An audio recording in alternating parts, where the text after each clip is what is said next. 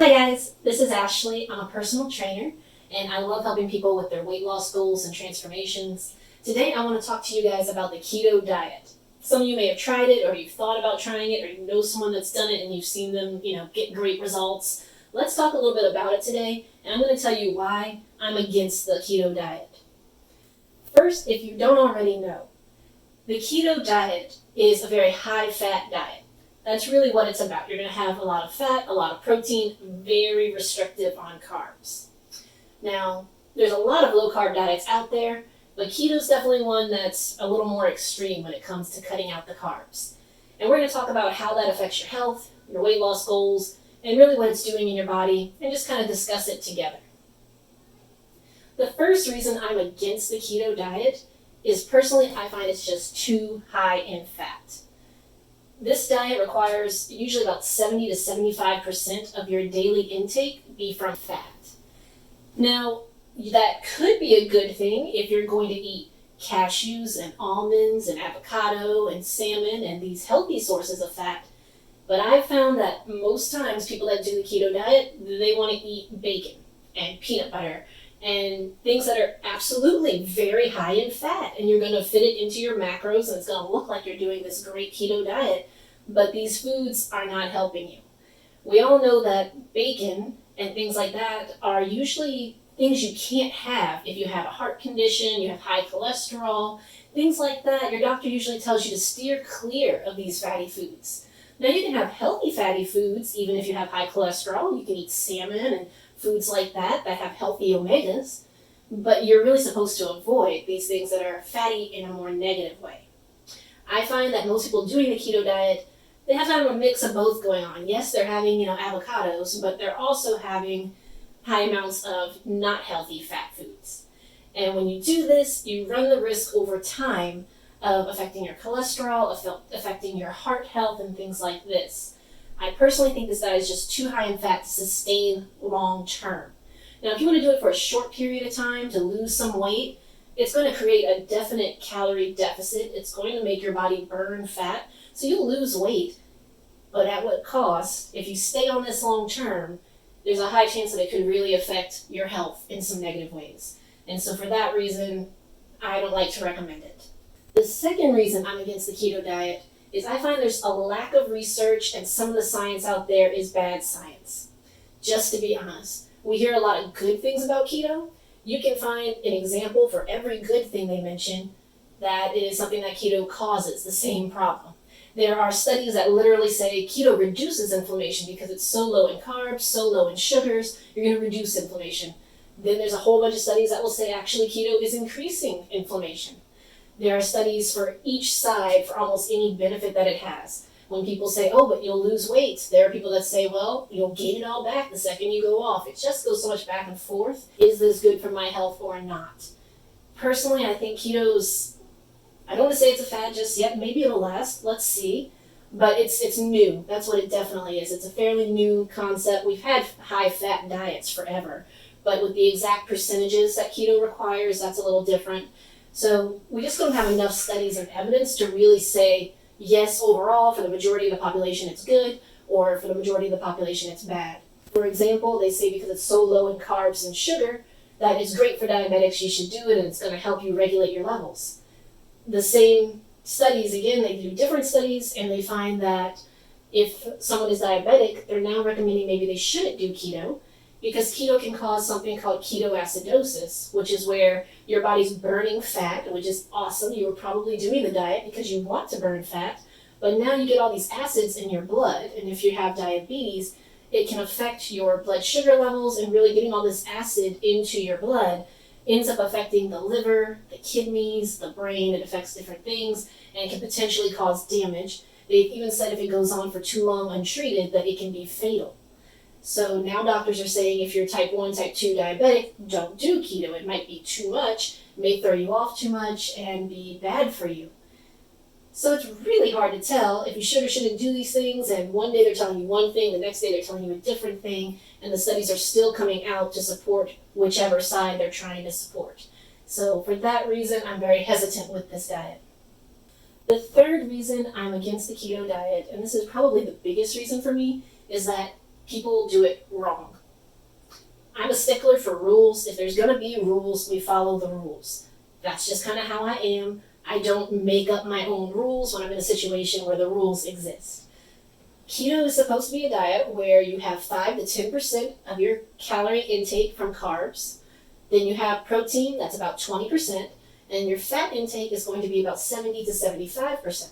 These are the macros you stay within on the keto diet. So if you aren't tracking what you're eating and you're doing keto, you're not doing keto. You're just doing low carb, winging it.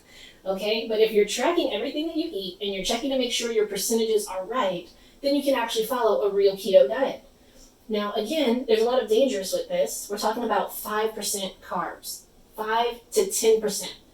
To me, that's pretty crazy because I think about health from a much bigger perspective than just weight loss. I would never recommend a diet to a client that would help them to lose all this weight, but then cost them in their health long term.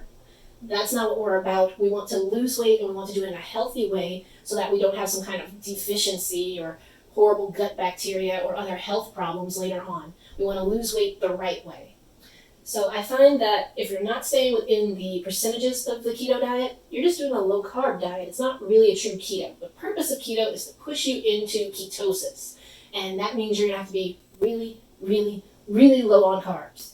So if you are just winging it and saying, oh, I'm not eating bread anymore, I'm doing keto, you're probably not in ketosis. Getting in ketosis is going to require a lot from you.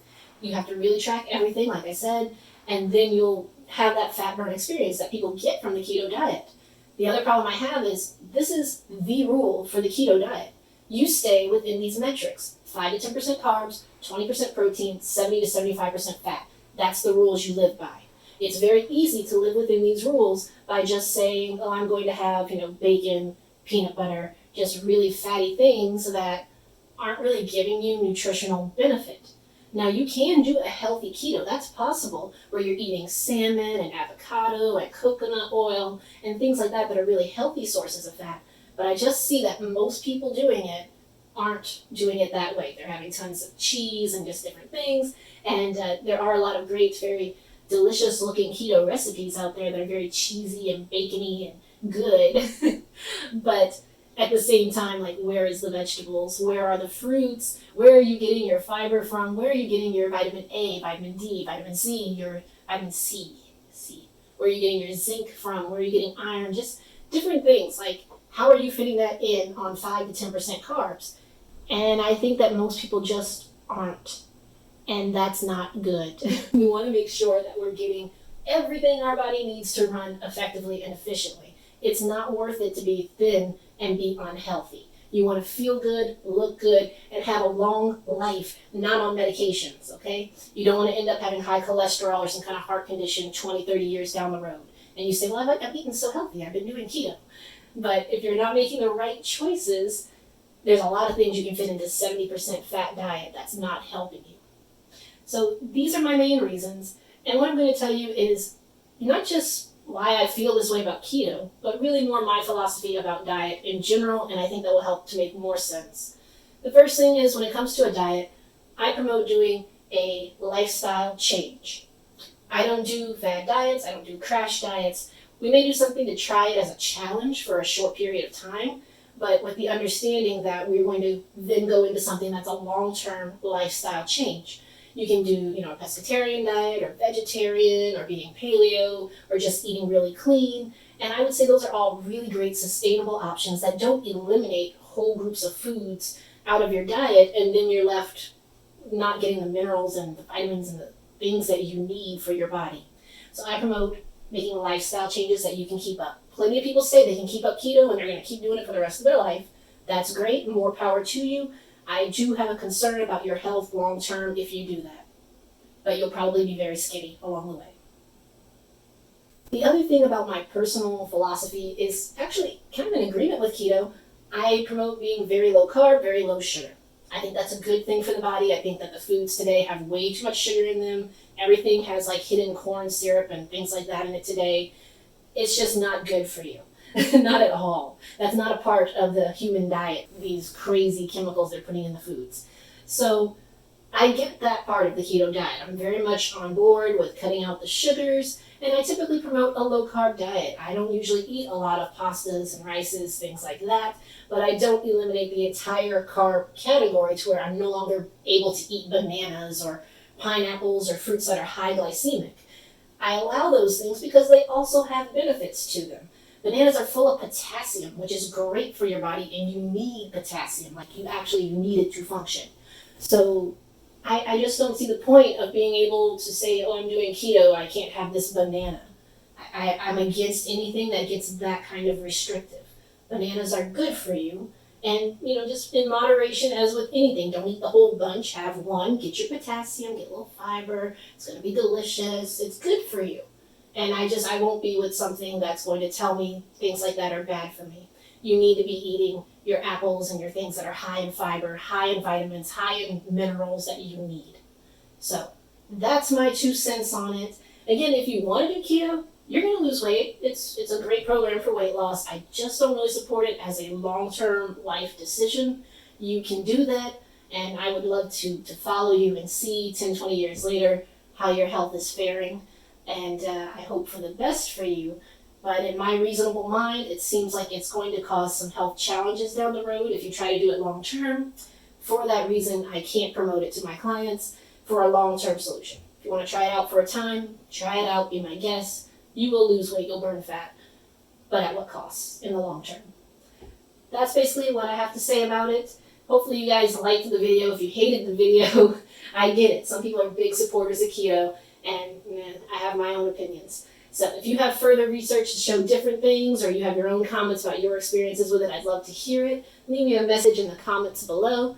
And definitely make sure to like and subscribe, guys. I'm going to be getting you more information about diets, nutrition, exercise, and fitness. Anything that I think can help you with your weight loss goals, I want to be there for you and help you out with that. And I really appreciate each and every one of you that watch. Thanks for watching.